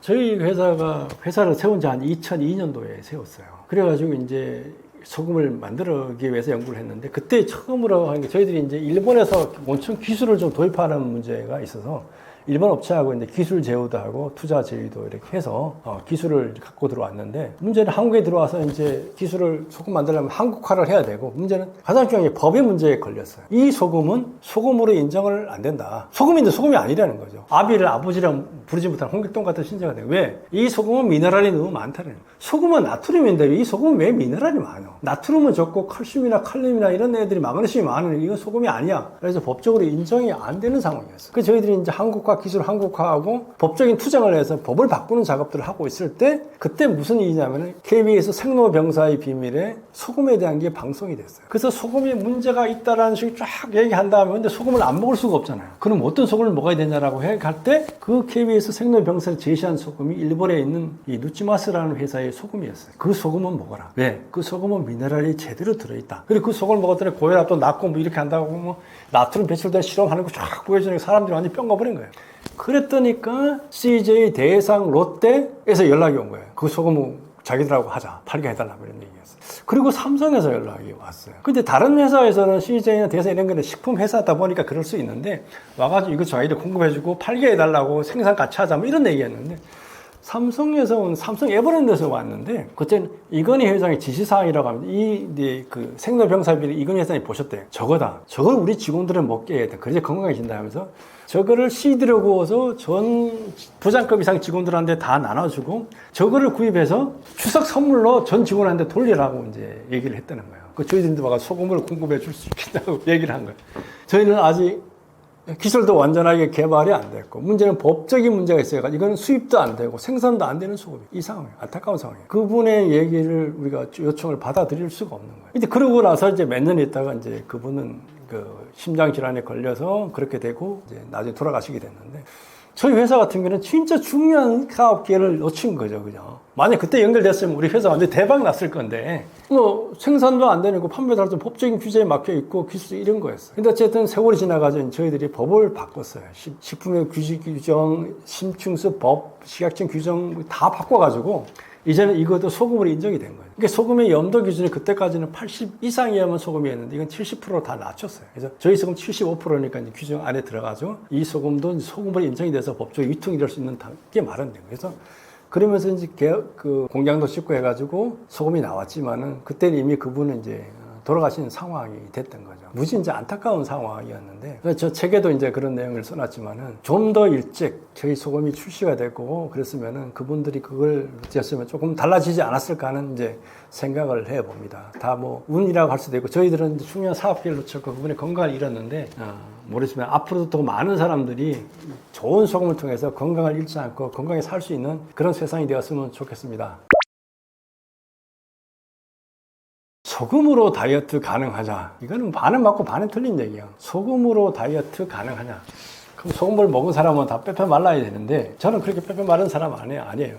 체중도 한 75kg 정도 나가는 사람이고 제가 키가 76인데 75kg 정도 나가요. 음식물 뭐 가리는 것 없이 잘 먹는데 저도 이제 살이 안 빠지는 이유는 뭐냐면은 음식이 다 맛있어요. 밥도 맛있고 반찬도 맛있고 그러다 보니까 잘 먹어서 그다음에 물도 꾸준히 잘 챙겨 먹고 그러다 보니까 체중이 별로 안 빠지는 것 같아요. 그렇다고 늘어나는 건 아닌데 이게 꾸준히 유지되는데 다이어트. 근데 어떤 분들은 다이어트에 효과가 있다는 분들이 꽤 많아요. 그분들은 뭐냐면 이제 공복에서 밥 먹기 전에 소금물을 한두 잔 먹어요. 그러면 이제 일단 뱃속이 좀 채워지는 효과들이 있잖아요. 그리고 소금물을 제대로 챙겨 먹으면 배고픔을 덜 느껴요. 그렇기 때문에 하루에 2끼 먹어도 돼요. 덜 느끼는 부분들이 생겨요. 그러다 보니까 자연스럽게 다이어트가 되는 부분이죠. 그렇기 때문에 소금을 먹어가지고 다이어트가 되냐라는 부분에서는 맛이 좋아지고 소화가 잘 되고 이렇게 해서 그 살이 유지되는 사람도 있고 공복 효과도 있고 안 먹어도 배부르고 이러다 보니까 조금만 의지를 가지면 다이어트 효과가 쭉 돼가지고 빠지는 경우들도 있어요. 물론 이제 강제로 소금을 갖고 다이어트 하는 사람이 있죠. 유럽의 옛날에 로마 시대 보면은 그 음식을 넣고 먹고 토하고 이런 인간들이 있었잖아요. 그죠? 그래서 소금물을 왕창 먹으면 토해서 그런 부분도 있고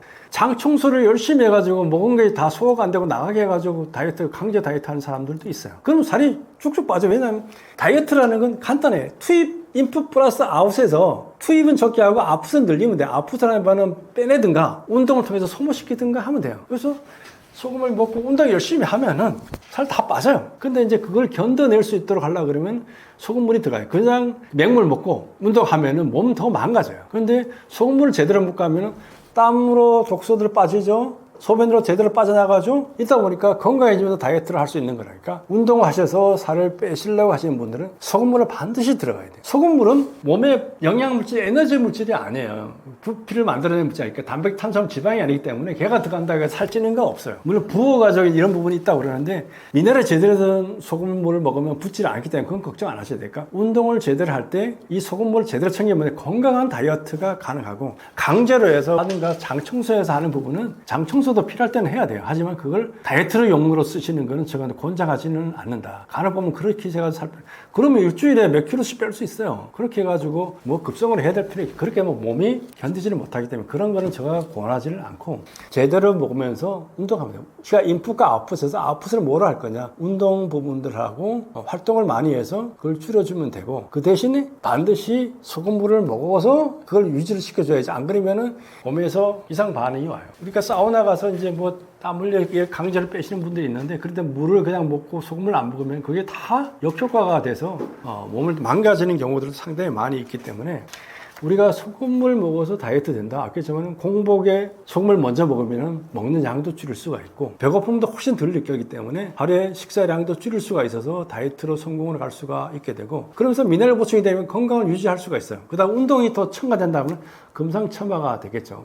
근데 또 아까 좀 이 미네랄 소금 먹으면 밥도 맛있고 반찬도 맛있어서 뭐 더 잘 먹게 되는 이런 부분도 있고 신진대사도 원활해져서 잘 소모되지만 그건 또 소모율을 높이기 때문에 건강하고 연결이 될 수가 있는 부분이 있습니다. 저 우스갯소리를 하나 해드릴게요. 옛날에 이제 중국에서 조선에 어려운 과제를 하나 냈다 그래요. 염소를 한 마리를 이렇게 주면서 이 염소를 1년 동안 키우되 체중이나 크기가 늘어나서는 안 된다라는 조건을 붙여가지고 숙제를 줬다. 괴롭히려고 한 거예요. 근데 조선의 신하들이 암을 모여갖고 1년 동안 키우는데 얘를 안 크게, 체중도 안 늘고 키도 안 크게 하려면 어떻게 키워야 되냐. 안 먹이면 죽을 것이고, 어떻게 할 거냐. 그래서 전국에서 이제 공부를 얘를 어떻게 키우면 되냐. 그때 한 노인이 와서 이제 얘기를 했었다 그래요. 어떻게 하면 되냐. 얘를 튼튼한 쇠로 만든 우리에다가 집어넣어 키우라. 먹을 거 마음대로 줘도 된다. 그 대신 얘를 밤에는 맹수들이 우글거리는 산에다 갖다 놔둬라. 얘는 낮에는 풍성하게 먹고 그냥 밤마다 죽음의 공포에서 시달리는 거 아니야. 이 스트레스가 이제 얘를 산을 안 찌우게 됐다는 이런 일화들이 있는데, 우리가 체중을 빼는 방법은 여러 가지가 있겠죠. 그렇지만은 제일 중요한 건 건강한 다이어트입니다. 우리가 스트레스도 살을 빼는 데 효과가 있어요. 스트레스 받아가도 더 과식을 해서 살이 찌는 사람들이 스트레스가 빠지는 효과도 있는데, 어쨌든 그것보다는 좋은 소금을 먹고 운동 제대로 해서 살 빠지는 다이어트가 건강한 다이어트가 아닐까 생각이 됩니다. 제가 아는 분들 그냥 관장 이런 게 해가지고 일주일에 몇 킬로씩 빼시는 분들도 있어요. 근데 그 뭐 단기간에 효과는 있겠지만 그건 건강에 별로 추천할 만한 부분은 아니다 라는 거 말씀드리고요. 제대로 먹고 운동 열심히 해서 빼는 방법을 권합니다. 편한 방법은 없어요. 우리 몸의 세포, 혈액, 책 이런 것들이 다 0.9%의 소금물로 이루어져 있습니다. 우리 몸은 왜 0.9%의 소금물일까? 1%도 아니고, 그죠? 0.9%. 이상하잖아요. 그죠? 0.9%라는 이 수치는 어디서 왔을까? 우리가 지금 이걸 궁금해 하시는 분들이 많아요. 이게 바다의 기온하고 연결이 돼 있어요. 바다는 어떻게 만들어졌을까? 그리고 왜 짜게 됐을까? 이거 우리가 좀 살펴볼 필요가 있어요. 제가 책에도 이렇게 좀 써놨지만은, 원시 바다, 지구가 처음 생겼을 때 우리가 이제 상상하잖아요. 그때는 화산도 폭발하고 별들도 와다 부딪히고 막 이런 난리통이 상황이잖아요. 그러면서 그때의 대기 환경이나 바닷물의 환경은 황산과 염산의 바다였어요. 우리가 이제 용암이 끓어 넘치고 그때 나올 때 가스들이 나오는 거 보면 알 수가 있고, 지금도 아프리카에 가면은 동부지에 가면 다나킬 평원이라는 데 있어요. 거기도 새롭게 바다가 만들어지고 있는 곳이 있는데, 거기에 가면은 아무 생명도 살 수 없는 바닷물이 나오는 곳이 있어요. 사해는 염도가 높아서 그러지 여기는 그런 것도 아닌데, 거기에는 황산의 바다, 염산의 바다이기 때문에 쉽게 말하면 원시의 그 바다의 모습이 거기에 있는 거죠. 근데 그러니까 황산, 염산은 생명이 살 수 없는 거잖아요. 얘들이 생명의 바다를 바뀌려고 그러면 여기에 미네랄이 들어와 줘야 돼요. 그래서 그거로 계속적으로 바닷물이 증발해서 육지로 가서 비가 내리고 강물이 흘러오면서 이 지구상에 있는 모든 미네랄을 이제 끌고 바다로 모여들기 시작한 거죠. 그래서 바위 속에 있던 칼슘, 마그네슘, 나트륨 이런 모든 것들이 이제 바다로 모여들면서 이 황산과 염산과 이제 중화작용이 일어나면서 염산이 나트륨 만나면 염화나트륨 소금이 되는 거죠. 염화마그네슘, 염화칼슘, 황산, 나트륨, 황산, 마그네슘 이렇게 다 바뀌면서 이 바다가 이제 안정을 찾기 시작합니다. 생명의 바다로 바뀌면서 그때 이제 생명이 출발을 시작해요. 근데 그때 바닷물의 염도가 0.9%였어요. 그러니까 생명이 바닷물 속에 탄생했는데, 바닷물을 토대로 해서 생명이 탄생했는데 그 당시에 바닷물의 염도가 0.9%였다는 거죠. 그래서 모든 생명체는 바닷물을 몸속에 간직하게 된 거죠. 거기에서 출발한 게 이제 바다예요. 그리고 생명체죠. 그러면서 이제 그거로도 바닷물에는 계속 육지의 것들이 녹아 들어오면서 점점 조금씩 짜져가 지금의 이제 3.4%의 염도를 갖는 이제 바닷물로 바뀌었죠. 하지만 생명체는 그 만들어질 때 그 모습 그대로의 것들을 가지고 계속 분열하고 진화를 하면서 오늘날의 생명체들의 모습으로 바뀌어진 거예요. 그렇게 해서 0.9%라는 소금물을, 바닷물을 우리 몸속에 간직하게 된 거죠. 혈액을 우리가 흔히 이제 붉은 바다라고 합니다. 혈액 속에는 바닷물 속에 있는 그 어떤 미네랄, 염도 이런 것들이 다 그대로 들어와 있는 거죠. 영양물질은 우리가 이제 먹는 것에 들어가기 좀 차이가 있지만, 그래서 혈액 우리가 붉은 바다라고 부르는 이유도 이제 거기에 있어요. 생명의 탄생이 거기에 있고, 생명의 탄생할 때 그 조건이 그대로 우리 몸속에 들어와 있기 때문에 우리 몸은 0.9%를 가지고 있어요. 그래서 우리가 끊임없이 소금과 물을 먹어서 0.9% 유지를 해줘야 돼요. 그게 안 되면 우리가 건강이 망가지고 죽게 되는 거죠. 근데 물론 우리가 뭐 하루 뭐 안 먹고 하루 먹고 이게 아니에요. 우리 몸에서 끊임없이 그걸 조절을 한다는 거니까, 그러니까 물을 적게 먹었다, 소금을 적게 먹었다 그러면 어떻게 해요? 우리 이제 신장에서는 이제 명령을 내려가, 야, 내보내지 마, 흡수해, 이렇게 되는 거예요. 그러니까 땀을 무지 많이 흘렸다 그러면 이제 소변 나올 게 없어서 땀으로 다 나가기 때문에 소변 나갈 것도 없어요. 그래서 우리 몸은 끊임없이 그거를 조절을 해서 0.9% 유지해 간다는 거예요. 그래서 우리가 그거를 도와줘야 돼요. 몸이 0.9% 유지하는데 힘들게 하면 안 된다는 거예요. 물을 안 먹는다든가 소금을 안 먹는다든가 미네랄을 안 먹어서 0.9% 유지 못하게 되면 우리 몸은 이제 망가지게 되고 사망을 가게 되니까, 우리가 그 상황에서 영양분을 어떻게 유지하도록 하기 위해서 매일매일 끊임없이 물을 먹어줘야 되고 소금을 먹어줘야 되고 미네랄을 먹어줘야지만 우리 몸이 0.9%를 유지해 갈 수가 있게 되는 거죠. 우리 몸에 쉽게 말하면 미네 원시 바다예요. 그걸 우리가 어떻게 유지할 수 있을 것인가를 우리가 끊임없이 고민을 할 때 우리가 건강하게 살아갈 수가 있게 된다는 거죠. 생명의 기원에서 시작됐다. 0.9%. 이걸 아시면 우리가 왜 0.9% 소금물을 유지해야 되고 소금을 먹어야 되는가를 명확하게 알 수가 있을 겁니다. 소금물을 마시면은 어떤 점이 좋아질까? 소금물 먹어본 분들 보면 다 몸이 좋아졌다라고 얘기를 해요. 근데 소금물이 우리면서 하는 역할은 있잖아요. 그죠? 물이라는 게 우리면서 역할이 있고, 소금이라는 게 있고, 미네랄이라는 역할이 있는데, 이게 다 따로따로 노는 게 아니고 같이 이제 어우러서 가는 게 돼요.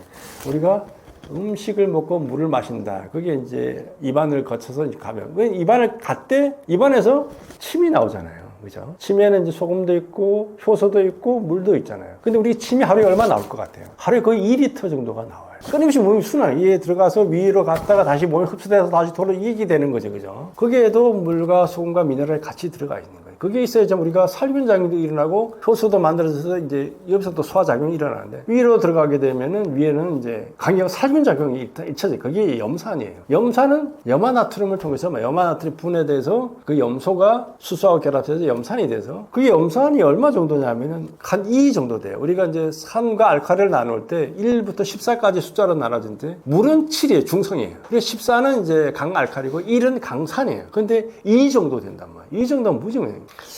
여러분들 그런 걱정, 그런 궁금증 없었어요? 악어가 어떤 동물을 통째로 삼키잖아요. 가마오지 같은 경우는 생선을 그냥 통째로 이렇게 먹어요. 그죠? 살아있는 놈에 통째로 집어넣잖아요.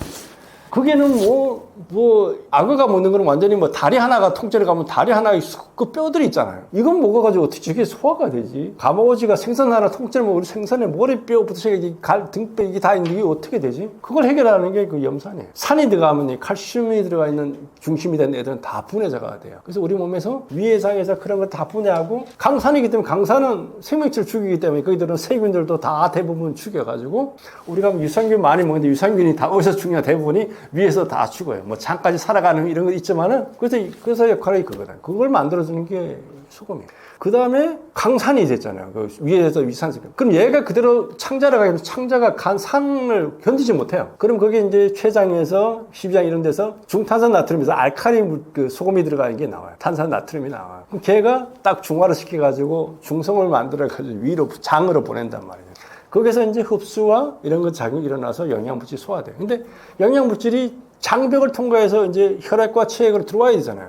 그걸 통과할 때 미네랄의 힘이 없으면 삼투압의 힘 이게 없으면 얘가 들어오지를 못해요. 그렇게 해서 들어왔다. 그 혈액을 타고 세포로 갔을 때 세포로 들어가기 위해서도 얘가 있어야지만 압력이 있어야지만 세포로 들어가고 나가고 그걸 다 결정하는 게 삼투압의 차이에 의해서 결정이 나요. 그렇기 때문에 이 소금물만 제대로 먹으면 우리 몸의 건강 메커니즘은 제대로 다 유지돼 가지고 간다. 그래서 변비를 결정하는 것은 뭐죠? 변비를 결정하는 것은 우리가 물의 양. 그다음에 그거를 장을 만들어주는 대장균의 역할 여러 가지가 결정이 돼요. 그다음 먹는 음식의 자체도 있죠, 그죠?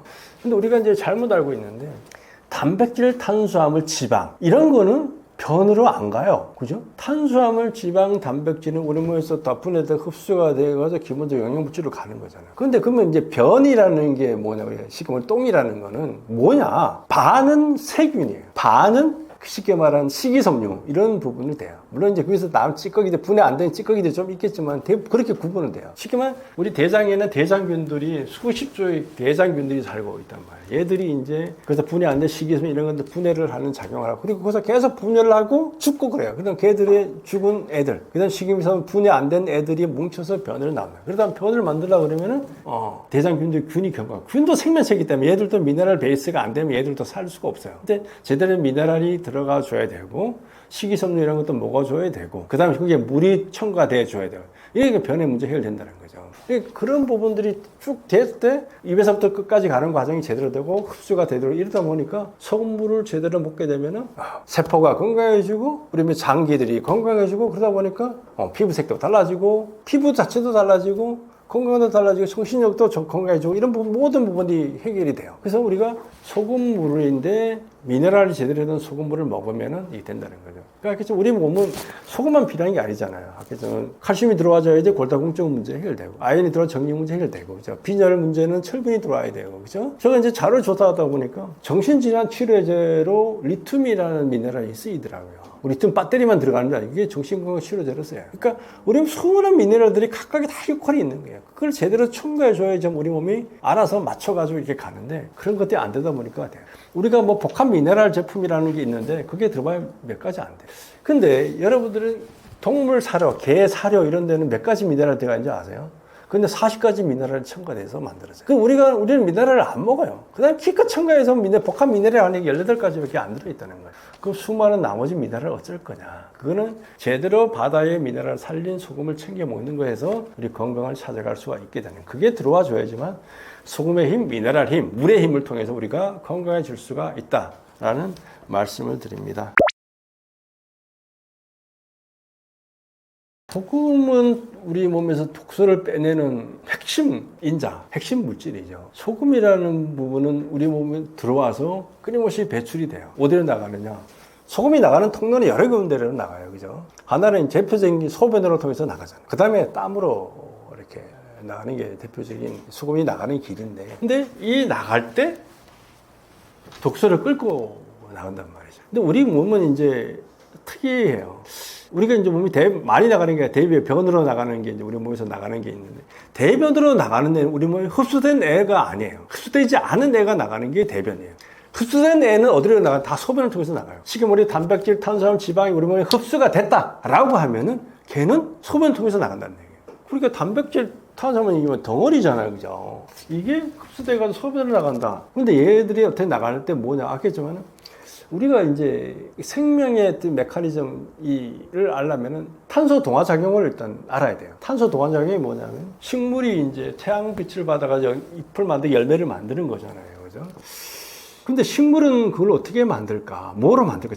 원재료가 뭐냐? 식물이라는 애는 뿌리에서 H2O 물 빨아 올려요. 그리고 잎에서 뭘 빨아들이죠? CO2, 이산화탄소예요. 이 두 가지예요. 물과 H2O와 CO2를 가지고 단백질도 만들고 탄수화물도 만들고 지방도 만들어요. 근데 단백질 부분은 좀 다른 게 이제 콩가식물이라는 게 있는데, 단백질은 그게 아까 H2O는 H가 수소고 O가 산소잖아요. CO2는 탄소와 산소란 말이죠. 근데 질소라는 애가 있어야지 단백질이 구성돼. 질소는 이 식물이 잎을 통해서 흡수가 안 돼요. 그럼 어디서 있나? 뿌리에서 흡수가 되는데 뿌리에서 잘 흡수가 못하니까 이제 뿌리혹 박테리아라는 애들이 있어가지고 걔를 공기 중에서 잡아가지고 뿌리로 공급해주는 역할을 한다는 거, 어렸을 때 이제 생물학이라는 게 배웠을 텐데, 어쨌든 간에 식물은 기본적인 거는 H2O와 CO2 이 두 개를 공기잖아요. 그죠? H2O가 뭐 물이지만은 분해하면 공기예요. CO2도 공기잖아요. 이거를 가지고 영양물질, 유형물질을 무형에서 유형으로 바꾼다는 거죠. 그럼 뭐예요? 그게 에너지가 태양 에너지가 들어가는 거야. 그걸 갖고 이제 물질을 만들어서 우리 몸에 들어와요. 그래서 그걸 우리가 나무에서 열매도 먹고 곡식도 먹고 하잖아요. 그러면 우리 몸에 들어와서 쫙 분해돼가지고 다시 뭐로 바뀌냐? 물과 이산화탄소로 바뀌고, 그게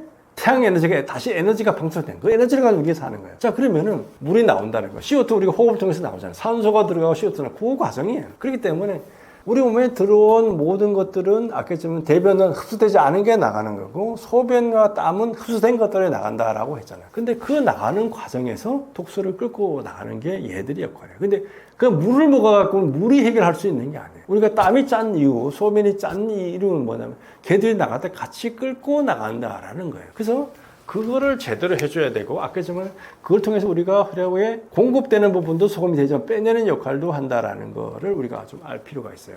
쉽게 말하면 우리 몸에 매일매일 암세포가 수십만 개, 수백만 개가 생겨요. 그럼 우리가 암에 안 걸리고, 지금 잠재적인 암 환자인데 우리 대부분 사람은 암 안 걸리고 살잖아요. 근데 그러면 그 암세포들은 왜 생기느냐? 뭐 유전적인 뭐 이런 얘기하지만 기본적으로 암이 생기는 곳에 보면은 산소가 부족하거나 독소 물질이 쌓였거나 하는 곳에서 이제 암세포들이 생긴다는 거예요. 조건이 안 좋은 곳, 안 좋아서 이 정상적인 세포가 나는 여기서 도저히 뭐 산소도 공급이 제대로 안 되네, 독소들이 쌓이고 이건 오염돼 있네, 이런 상황에서 세포들이 살기 위해서 이상 변화하는 게 암세포의 출발점이라고 많은 사람들이 얘기를 해요. 그렇기 때문에 이 독소 물질들을 빨리 배출해주고 그 구석구석까지 산소들이 제대로 공급돼 줘야 되지만 우리가 암에 안 걸리고 암에 걸렸던 그 세포를 빠르빠르 처리를 해가지고 될 수가 있다는 거죠. 그래서 이걸 빼내는 역할을 하는 게 소금이고, 그렇기 때문에 우리가 소금을 먹어야 되는데, 문제는 이 독소를 빼내는 부분에서 NaCl만 그 역할을 하는 게 아니라는 거죠. 아까 좀 제가 다른 곳에서 얘기했지만 칼륨이 나가려면 나트륨이 있어야 되고 나트륨이나 칼륨이 있어야 되는 모든 미네랄이 서로 다 포함 관계이기 때문에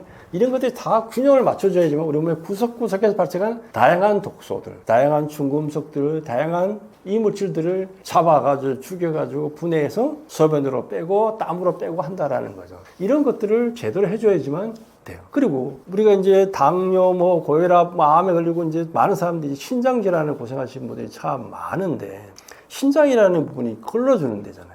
걸러주는 데인데, 신장이 이제 질환이 걸리는 이유는 부하가 걸려서 그래요. 그러니까 과부하가 걸려서 신장 질환이 생겨요. 과부하 걸린 게 뭐냐면 몸에서 제대로 영양분이 사용돼야 되는데 그 사용되지 못하는 애들, 쉽게 말하면 당 분자라든가 단백질 분자 이런 것들이 분해돼가지고 영양분질을 다 쓰고 에너지를 쓰고 남은 찌꺼기 들어와야 돼. 이게 분자들이 오니까 신장의 이 막에 가서는 분자들은 크기 때문에 걸려버린다. 미네랄들은 작기 때문에 통과가 쉬운데 걸려버려서 그래서 문제돼요. 이게 당뇨 환자들이 대부분 다 신장 질환에 걸리는 이유가 그래요. 당뇨는 우리 혈액에 당이 많아져서 걸리는 거잖아요. 나타나는 거예요. 그러면 당이 돌다가 어디 가면 신장으로 간단 말이에요. 신장에 가서 과부하가 이제 걸리게 되니까 거기서 이제 그런 문제들이 생기는 거예요.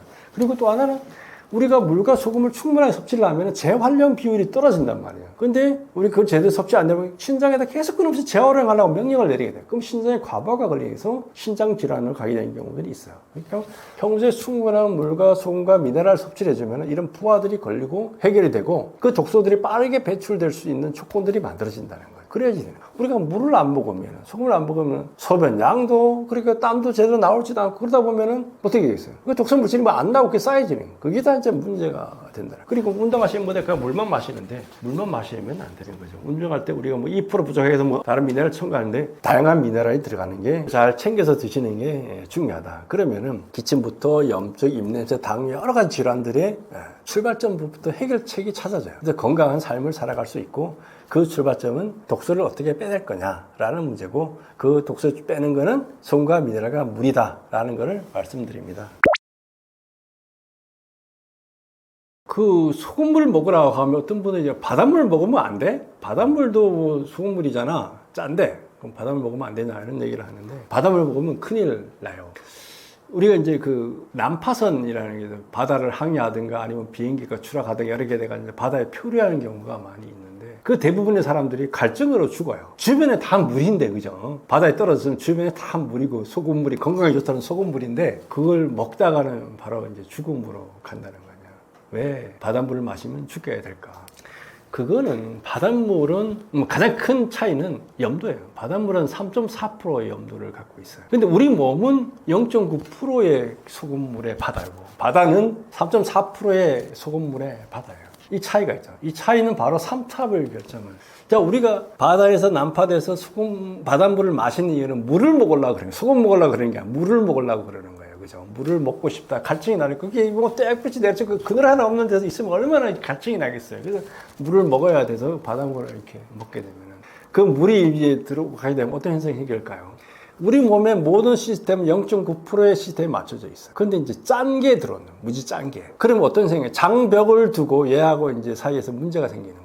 이 장벽 안이 바깥이 약해지면 이 물이 딸려 안으로 이제 짠 곳으로 물이 가야 되는데 물은 짠 곳으로 이동한단 말이죠. 그러면 어떻게 하면 우리 몸속에 있는 물이 장벽을 타고 안으로 들어와 버린다는 거예요. 그러니까 우리 몸에 물을 공급하려고 했는데 몸에 물을 더 다시 뺏어가는 거예요. 뺏어가서 장 안에 있는 소금물의 물의 양이 늘어나 버리게 되는 거예요. 그럼 그게 이제 그냥 농도가 높아지고 그러면서 장 청소가 되면서 나가버리게 되는 거예요. 우리가 물을 먹으려고 그랬는데 몸에 물을 오히려 뺏어가는 현상이 생겨나기 때문에 그 먹으면은 바로 죽음으로 이제 가게 돼요. 그러니까 그 염도의 차이예요. 그러니까 0.9%의 바닷물과 몸의 바닷물과 3.4%의 차이를 이해를 해야지만 그거 먹으면 안 된다. 또 하나 둘 차이는 뭐냐?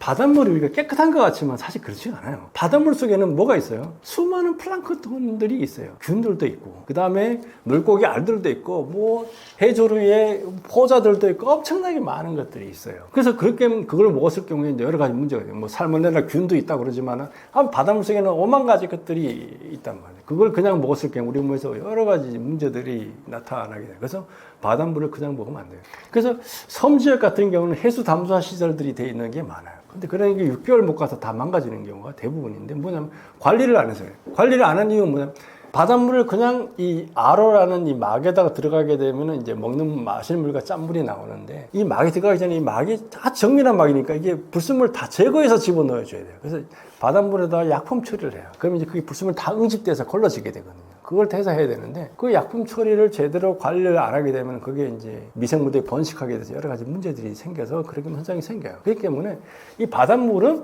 우리가 육안에 볼 때는 깨끗한 것 같지만 그게 수많은 생명체부터 시작해서 불순물들이 녹아 있다라는 거. 이거를, 그래서 그걸 그냥 마시게 되면은 희석해서 마시면 되지 않나 하는데, 그걸 우리가 건강에 오히려 안 좋게 되는 경우가 많다라는 거죠. 그래서 가장 큰 가는 염도의 차이. 그 다음에 바닷물 자체가 그렇게 깨끗한 게 아니기 때문에 바닷물을 마시면 안 된다. 그래서 그러면 이제 우리가 소금물을 마셔야 되는데, 소금을 이제 바닷물 갖고 만들잖아요. 그죠? 그러면은 그 소금이라는 게 바닷물 갖고 만드는 과정에서 그런 것들 깨끗한 것들이 다 이제 해결되고 와서 만들어진 소금이 되면 좋은데, 그렇지 않은 소금들도 많아요. 이 소금이라는 게 많은 사람들 뭐 어떤 소금이 안 좋아요 그러면 이제 사람들이 중국산 소금요 이렇게 얘기하는 분이 많아요. 중국 소금이 왜 안 좋을까? 궁금하지 않아요? 중국 소금. 그래서 중국의 천일염은 어디서 만들겠죠? 우리나라의 서해 바다에서 만들잖아요. 똑같은 바닷물이에요, 그죠? 서해 바다는 중국의 동해 바다가 있지만 서해 바닷물로 만들잖아요.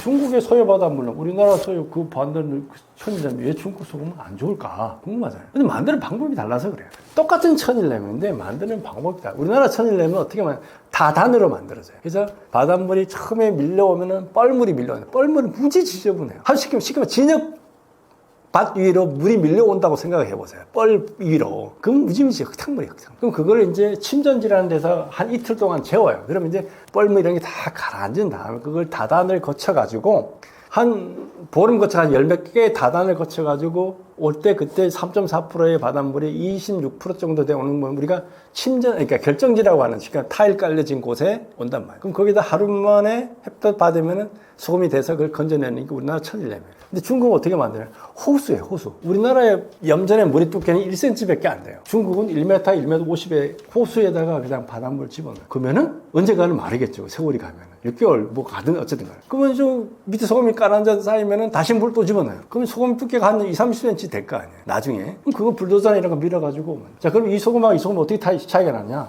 거기에는 1년 동안 냅두면은 미세먼지, 황사, 뭐 들어갈 거 다 들어가겠죠. 층층이 성분도 달라요. 가라앉는 시기가 다르다 보니까. 그럼 지저분하면 이런 말 할 수도 없고, 성분도 제각각의, 입자크게도 제각각의 소금이 만들어져요. 그래서 중국에서는 법적으로 이 소금을 식용으로 못하게 돼 있어요. 이거를 세척해서 요오드를 첨가한 걸 가지고 합법적인 소금으로 유통시켜요. 그런데 우리나라 일본 멀지간한 업자들이 그거를 그냥 싸다고 해서 그걸 갖고 와서 판단 말이에요. 그러다 보니까 소금이 이상한 거죠. 그래서 이제 그런 거예요. 그러니까 소금이라는 게 그냥 천일염이 다 같은 게 아니에요. 어떻게 만들어졌느냐에 따라서 성분도 다 달라요. 우리나라에 있는 소금, 뭐 구운 소금, 죽염 모든 것도 다 어떻게 만들어냐에 따라 성분도 다르고 효능도 다 각각인데, 그것들 제대로 파악을 해서 먹어야 되고, 그래서 그 어떤 소금, 좋은 소금 골라서 소금물을 만들어 먹었을 때 우리가 건강해질 수가 있다는 거죠. 그래서 소금물과 바닷물이 같냐? 그래서 뭐 거기 있는 뭐 미네랄 기본들 같지만 그 차이가 있다는 거죠. 우리가 그거를 정확히 알고 소금물을 먹어야지만 된다는 거죠. 바닷물을 왜 먹으면 안 되는지 알겠지만 그 염도의 차이 때문에 먹으면 우리 몸에 물 먹으려고 했는데 물을 도저히 버려 뺏겨가지고 죽게 된다는 얘기를 이제 말씀을 드렸고, 그리고 그게 불순물이나 이물질들 많다라는 얘기를 했고, 그러면서 우리가 미네랄을 제대로 살린 소금을 찾아 먹어야지만 그 바닷물이 갖고 있는 미네랄 살린 소금을 찾아 먹어야 건강해질 거 아니에요. 근데 우리가 유통되는 모든 소금들은 그 바닷물에 미네랄 다 살린 소금이 없어요. 그렇기 때문에 그런 소금을 찾아서 먹는, 그렇게 해야지만 우리가 건강해질 수가 있다라는 말씀을 드립니다.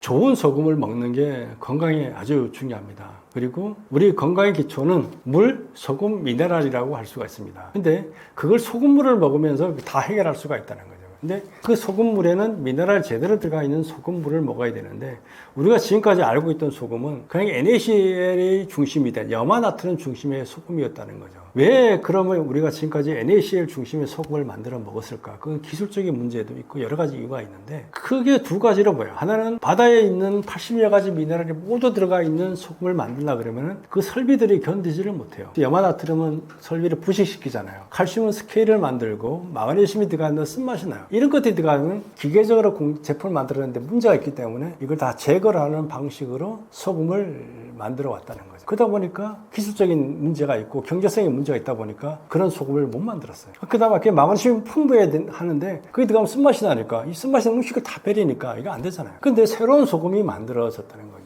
그리고 바다도 많이 오염됐는데 지금 바다 오염 문제는 심각하잖아요. 근데 해양심층수라는 깨끗한 자원이 있습니다. 수백 메타의 깊은 바닷물, 육지에서 6km, 10km씩 떨어진 바닷물, 그리고 수백 메타 밑에 있는 태고 쪽에 만들어진 해양심층수라는 새로운 자원을 가지고 소금을 만드는 기술들이 만들어졌어요. 그리고 바다의 모든 미네랄을 살리는 소금 제조 기술들이 만들어졌다는 거죠. 그러면서 풍부한 마그네슘 들어가 있음에도 불구하고 쓰지 않게 만들어 놓은 기술들도 개발이 됐어요. 그렇기 때문에 여러분들이 편리하게 바다에 80여 가지 미네랄이 그대로 들어있는 소금을 여러분들이 드실 수가 있게 됐다는 거죠. 그게 좋은 물이 결합되면은 바로 물, 소금, 미네랄이 들어있는 우리가 소금물을 우리가 일상적으로 접할 수 있게 됐다는 거예요. 그런 소금을 먹으면 우리 몸에 있는 신진대사 모든 것이 달라질 수가 있어요. 건강이 달라질 수가 있고 여러분의 아침이 달라질 수가 있고 편안한 잠이 될 수가 있고 낮에 활동에 머리 스트레스라든가 두통 이런 부분도 해결될 수 있는 여지들이 많이 있다는 거예요. 변비, 여성들이 고민하는 변비 문제 이런 것들도 아주 쉽게 해결될 수가 있어요. 그렇기 때문에 제대로 된 미네랄 소금을 챙겨 먹는 게 여러분의 건강의 출발점입니다. 그렇기 때문에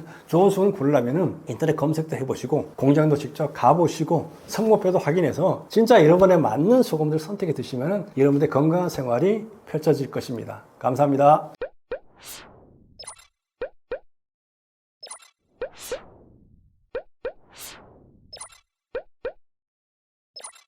you